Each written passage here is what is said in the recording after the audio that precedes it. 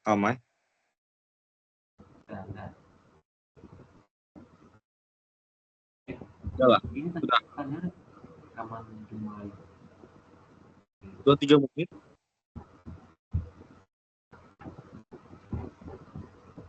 Udah lah, mulailah. Yuk. Hah? Oke. Ya, selamat malam. Kami dari kelompok 3 akan mempresentasikan terkait bauran pemasaran bisnis jasa dengan rekan saya sendiri dan Roni Purnomo.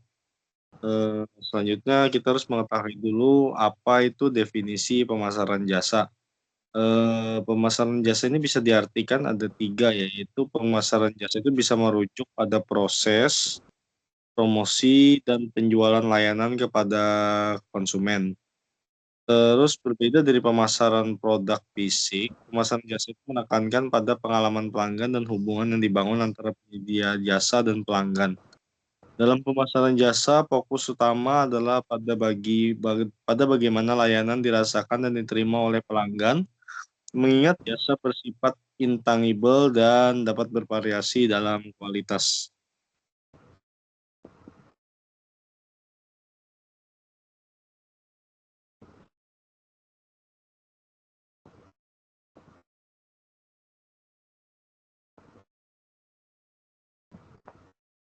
Ya, di sini ada 5 elemen bauran pemasaran jasa, yaitu yang pertama itu ada produk atau service.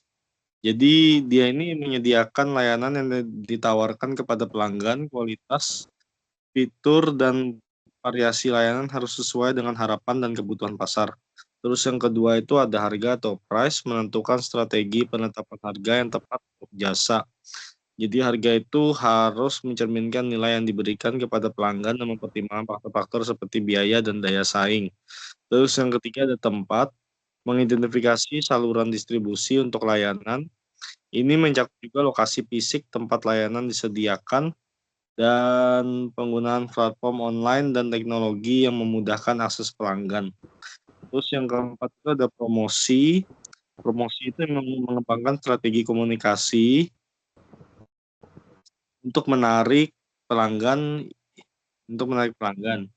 Biasanya itu ini meliputi seperti iklan, promosi penjualan, dan kegiatan hubungan masyarakat yang bertujuan meningkatkan kesadaran dan minat terhadap layanan. Yang kelima itu people atau orang.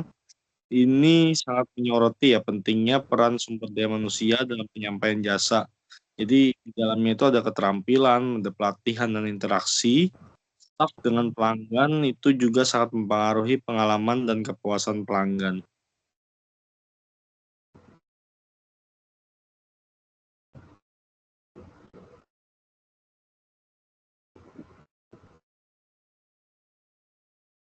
Selanjutnya karakteristik jasa yaitu intangibilitas, yaitu jasa itu tidak dapat dilihat, diraba atau dicoba sebelum dibeli. Ini membuat pelanggan sulit untuk menilai kualitas layanan secara fisik. Terus ada heterogenitas, yaitu kualitas jasa dapat bervariasi tergantung pada penyedia waktu dan situasi. Setiap interaksi dengan layanan dapat memberikan pengalaman yang berbeda bagi pelanggan. Terus tidak dapat disimpan, jadi harus dikonsumsi saat diproduksi. Misalnya mengisi pesawat yang kosong pada penerbangan tidak dapat disimpan untuk digunakan di lain waktu. Terus ada partisipasi pelanggan, yaitu pelanggan terlibat dalam proses penyampaian layanan. Keterlibatan ini juga pun dapat mempengaruhi hasil akhir dan kepuasan pelanggan terhadap layanan yang diterima. Selanjutnya dilanjutkan oleh saya Roni Purnomo. Saya bisa melanjutkan. Jadi pemasaran. Yang pertama ada segmen pasar. Proses membagi pasar menjadi kelompok yang lebih kecil berdasarkan karakteristik tertentu seperti demografi kebutuhan atau perilaku. Hal ini memungkinkan perusahaan untuk fokus pada segmen yang paling potensi. Yang kedua ada penentuan target pasar. Setelah melakukan segmentasi, perusahaan harus memilih satu atau beberapa segmen yang akan dijadikan target. Strategi ini membantu dalam mengelola sumber daya secara efisien dan merancang penawaran yang sesuai dengan kebutuhan segmen tersebut. Yang ketiga ada posisi pasar. Menentukan bagaimana layanan akan dipersepsikan dalam pikiran konsumen dibandingkan dengan pesaing. Posisi pasar yang jelas dan kuat membantu menciptakan identitas yang berbeda dan menarik perhatian pelanggan. Selanjutnya.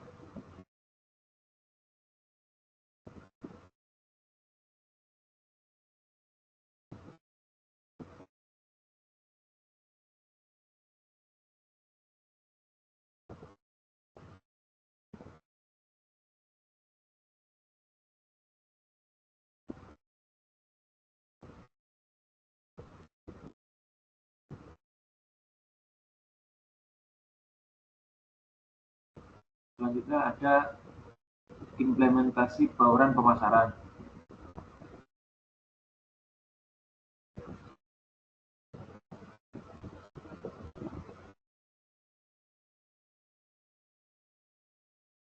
Implementasi bauran pemasaran seperti kasus kelayakan kesehatan swasta. Sebuah layanan kesehatan swasta berhasil menerapkan bauran pemasaran untuk meningkatkan kualitas layanan dan kepuasan pelanggan.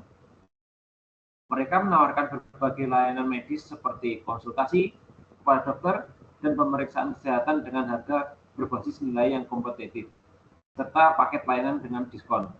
Dengan membuka cabang di lokasi strategis dan menyediakan konsultasi virtual, mereka memastikan aksesibilitas bagi pasien.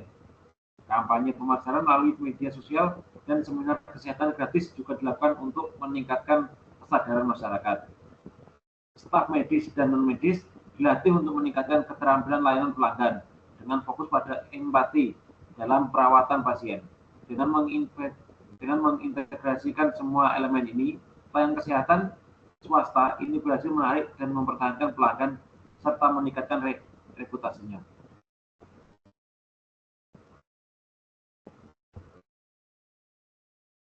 Kesimpulan. Jadi, bauran pemasaran yang efektif yang mencakup produk, harga tempat, promosi, dan orang memainkan peran kunci dalam menarik dan mempertahankan pelanggan. Dengan memahami karakteristik unik dari jasa, perusahaan dapat merancang strategi yang sesuai untuk memenuhi kebutuhan pelanggan dan meningkatkan pengalaman mereka. Implementasi yang baik dari kelima elemen ini dapat membantu perusahaan membedakan diri dari pesaing, membangun loyalitas pelanggan, dan mencapai tujuan bisnis yang diinginkan. Kesuksesan dalam pemasaran jasa tidak hanya tergantung pada kualitas layanan yang ditawarkan, tetapi juga pada bagaimana perusahaan mampu berinteraksi dengan pelanggan dan membangun hubungan yang kuat. Akhirnya, perusahaan perlu terus mengevaluasi dan menyesuaikan strategi bauran pemasaran mereka seiring dengan perubahan kebutuhan dan preferensi pasar untuk memastikan keberlanjutan dan pertumbuhan dalam jangka panjang.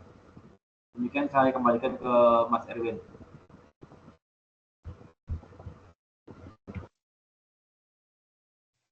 Ya, sekian dari kami presentasinya. Terima kasih